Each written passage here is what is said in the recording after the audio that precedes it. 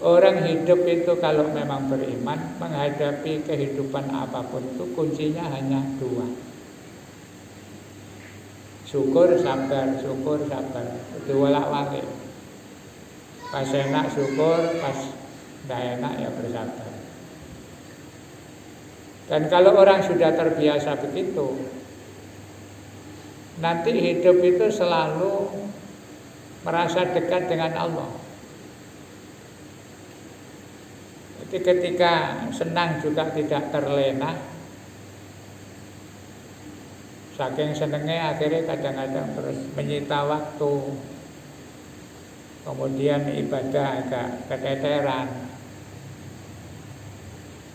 Atau ketika mendapatkan ujian kemudian tidak sabar, itu kadang bisa terjerumus malah menjauh dari Allah. Tapi kalau sikapnya dua itu antara syukur dengan sabar, akhirnya ya biasa saja. Ketika nikmat ingat Allah, ketika mendapat kesulitan juga ingat Allah. Sehingga di dalam nasihatnya Syekh Ibnu Taimiyah itu punya anjuran. Orang kalau kepingin sempurna ibadahnya, itu harus dibangun berdasarkan 3 landasan. Pertama, harus punya rasa khauf. Khauf itu kekhawatiran, kehati-hatian. Jadi ketika melakukan ibadah itu berusaha hati-hati. Takut jangan-jangan nanti menurut dirinya sudah baik, sudah sempurna, ternyata menurut Allah belum. Jadi ketika melakukan ibadah itu dibarengi dengan rasa khawatir, supaya tidak sembrono. Ada kekhawatiran, ada kecemasan. Yang kedua, harus dilandasi dengan roja. Roja itu harapan. Jadi hidup itu boleh cemas, boleh was-was, boleh ragu-ragu, tetapi tidak boleh diterus-teruskan. Karena manusia itu tidak ada yang sempurna. Yang penting sudah melakukan sesuai dengan ketentuan dan prosedur yang diatur oleh agama. Gak usah terlalu khawatir. Ya cemas tapi diserahkan Allah, berharap. Lah terlalu berharap juga tidak boleh. Istilah anak-anak sekarang terlalu pede, terlalu percaya diri, bahwa sudah begitu hebat, istiqomah beribadah, sudah banyak amal, kemudian yakin aku mesti wali nih, Gusti Allah, mesti disayang Allah, mesti masuk surga. Tidak boleh begitu. Karena ibadah itu bukan untuk membeli surga. Kita tidak bisa beli surga dengan sholat, dengan sedekah, dengan macam-macam. Walaupun dalam Al-Quran itu ada janji wa amma man a'ta wattaqa wa saddaqa bil husna fasanuyassiruhu lil yusra. Orang yang biasa memberi, biasa bertakwa kepada Allah, kata Allah fasanuyassiruhu lil yusra. Saya bikin mudah jalannya untuk mendapatkan kenikmatan. Yusra itu maksudnya nanti gampang masuk surga. Itu janji Allah. Tetapi kan kita tidak tahu yang kita lakukan itu, sholat kita, sedekah kita, amal-amal yang lain, itu sudah memenuhi syarat apa belum kan tidak tahu. Padahal syaratnya amal diterima Allah itu yang cocok dengan ketentuan Allah. Salah satunya memenuhi ketentuan rukun, syarat rukunnya. Yang kedua itu betul-betul khusyuk dan tawakal kepada Allah, tanpa ada perasaan macam-macam. Nah, kita ini kan belum bisa begitu.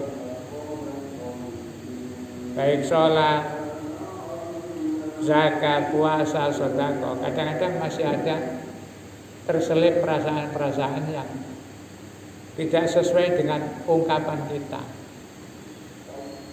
Masih otak sholat, setiap takbir mengatakan fardhon lillahi ta'ala, melaksanakan kewajiban hanya karena Allah. Tapi di hati kita kadang-kadang terselip bukan karena Allah. Poso juga begitu, sedekah, zakat, walaupun bilangnya lillahi ta'ala, itu kadang mulutnya bilang begitu tapi hatinya belum iso nonton. Maka kata Rasulullah, jangan berani-berani mengandalkan ibadahmu untuk membeli surga. Selakonono wae urusannya Allah. Makanya harus ada khauf, hati-hati. Tapi yo jangan berlebihan. Ada orang itu saking hati-hatine, saking wedine, kalau ibadah itu wis berusaha ya apa carane betul-betul khusyuk, betul-betul sesuai ketentuan. Sampai mau sholat saja takbirnya enggak mari-mari. Baru takbiratul ihram wedi ka khusyuk, akhirnya dibalang-balang Allahu Akbar. Kadang sampai mereng-mereng. Ya saking hati-hati ini. Kata Rasulullah, ya gak usah nemen-nemen. Wis pokoke dilakoni, ada rasa takut tetapi ada roja. Jadi kalau melakukan apa-apa itu sampean bilang kepada Allah, ya Allah saya hanya mampu seperti ini, kurang-kurang sampean terima. Kalau ada yang kurang pas ya sampai ampuni. Itu kadang perlu. Saya itu ibadah bertahun-tahun yang nggak bisa. Bisa rada khusyuk itu waktu sakit, kena COVID. Tonggo kanan kiri akeh sing mati. Akhirnya waktu di rumah sakit itu, ya gak mungkin sambat kepada siapa-siapa. Sampai saya wirid dan macam-macam. Karepe sik iso khusyuk, iso mendekat dengan Allah. Ya angel juga. Baca wiridan, baca istighfar, baca ayat-ayat yang saya hafal, donga-donga macam-macam. Itu sepertinya kok gak nyantol sama sekali. Sampai saran-saran dari teman-teman, ustadz-ustadz, kiai-kiai, disarankan berdoa begini, minta begini. Gak ada yang nyambung. Ya dilalah kersane ngalah dari wong Jawa. Ketika seliweran berita kematian orang-orang UIN sekian, tonggo-tonggo termasuk Allah yarham mendengar Pak Nasir tidak ada. Saya itu sudah, ya namanya orang gelisah.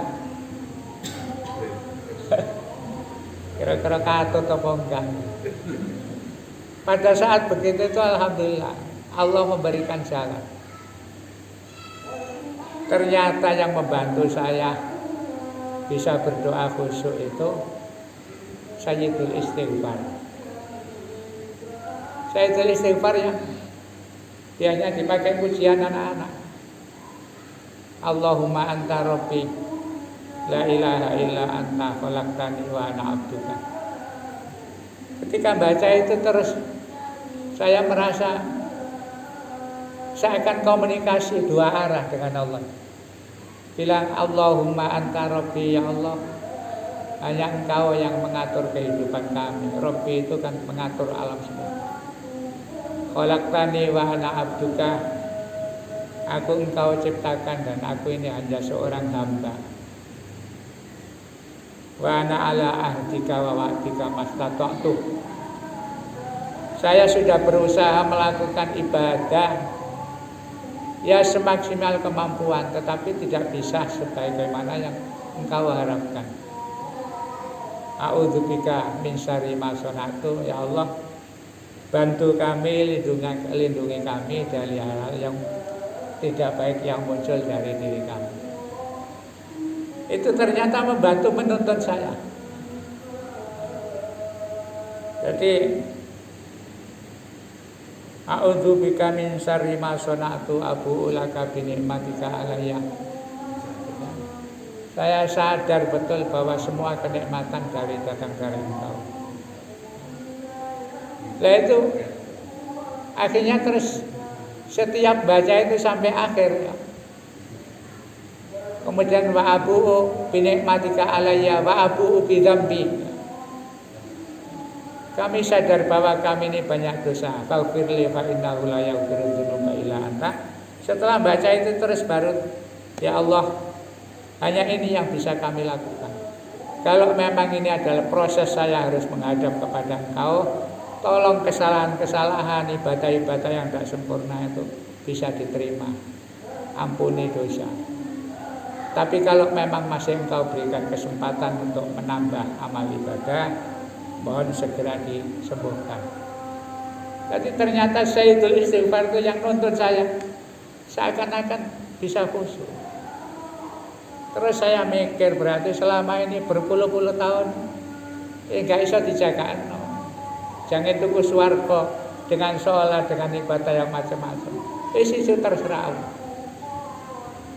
Maka kata Ibnu Taimiyah, orang hidup itu dalam ibadah bangun dengan 3 landasan. Pertama khauf, perlu hati-hati. Kemudian jangan lupa roja, berharap kepada Allah. Ada kurang-kurang sedikit ya minta kepada Allah. Lah ada kesalahan yang kadang-kadang terjadi di masyarakat. Itu ada orang ibadah itu saking takutnya semuanya itu harus sesuai. Ini yang terjadi di kelompok yang dikenal dengan istilah Khawarij. Khawarij itu kan awal munculnya itu gara-gara perang antara Muawiyah dan Sayyidina Ali, kemudian deadlock, terjadi gencatan senjata, akhirnya rundingan menentukan pemimpin Ali apa Muawiyah. Nah, Sayyidina Ali itu yang dipikirkan adalah umat. Akhirnya terus menyuruh juru bicara untuk berunding yang Sayyidina Ali nyuruh sahabat namanya Abu Musa al-Asy'ari. Orang ini ya termasuk senior, santun, disuruh jadi juru bicara.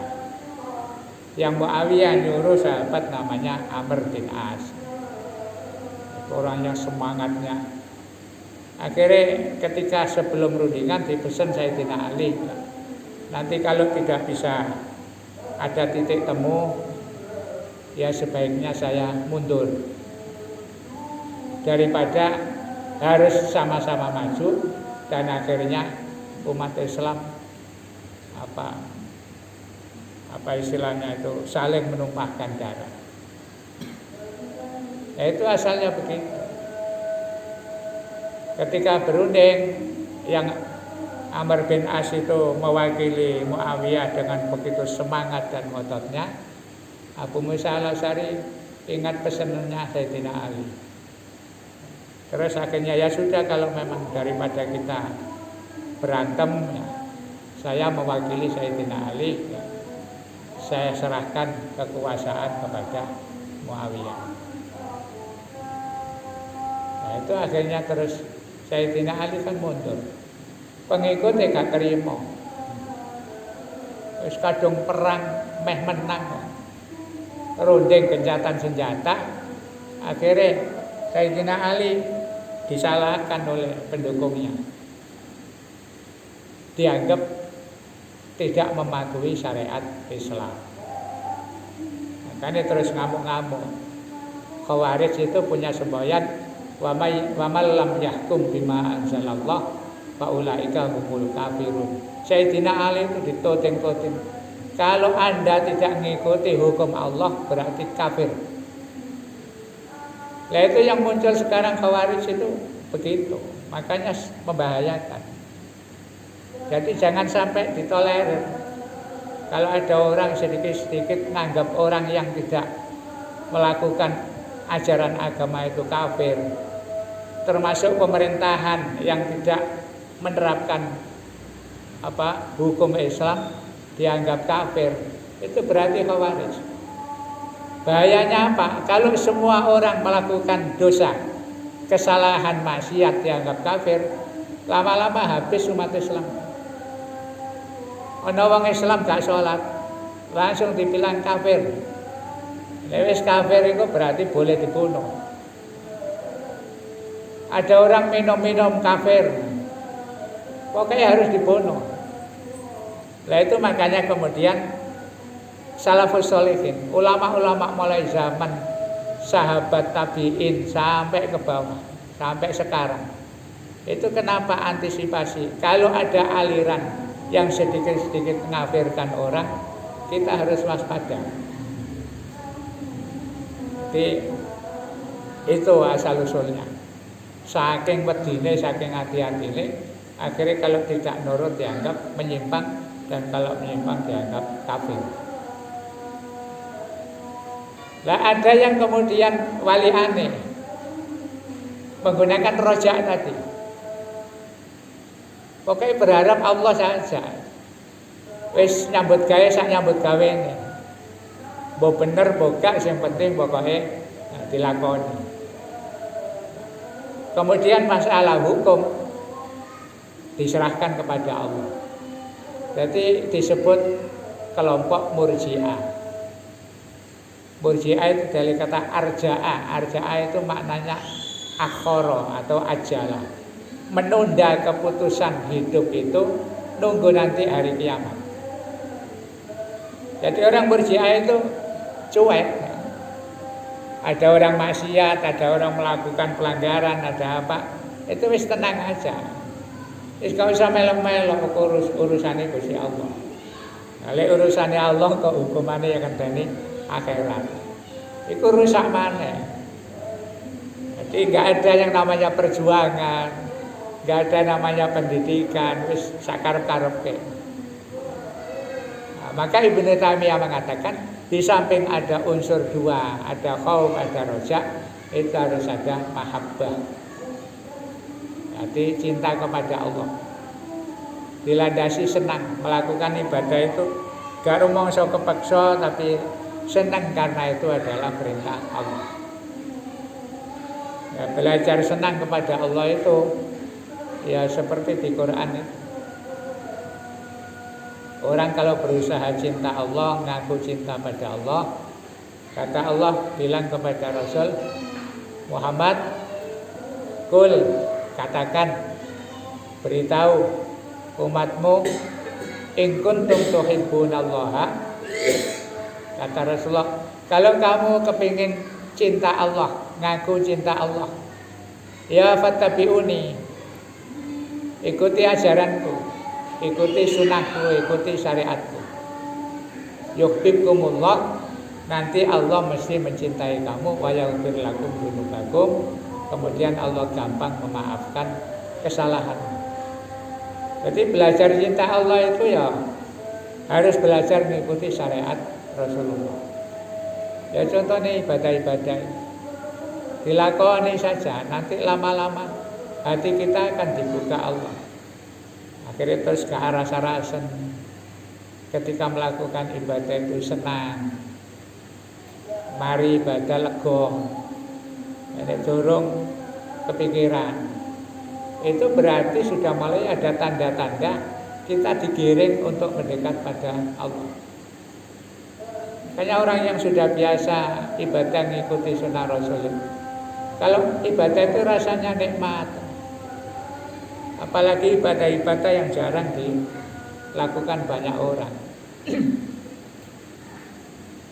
Poso bisa istiqomah, sedangkan kebanyakan orang nggak puasa.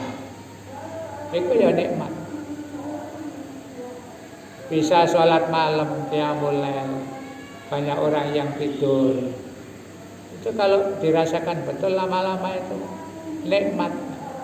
Dan kalau sambat-sambat itu lebih enak. Enggak banyak orang.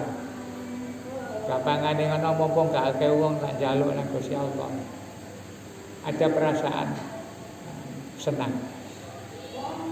Sehingga itu 3 kata kunci ini kita harus belajar menyesuaikan, beradaptasi. Ya kalau nek senang jangan lupa syukur pada Allah. Satu ketika ada ujian, gangguan, cobaan apa saja, anggap itu adalah takdir Allah yang tujuannya untuk meningkatkan keimanan dan kedekatan kita. Mergo kadang nek gak diuji gak eling Gusti Allah. Ya yang saya sampaikan tadi. Iso eling temen donga khusyuk mergo dikai lara sampai mati. Coba nek lara gak iso donga sampai gedun. Kita itu kadang-kadang kalau Allah menghendaki kita baik, ya diuji supaya eling. Diuji itu kan terus sering sambat. Biasa manggil Allah sedina paling ping 5. Seloro itu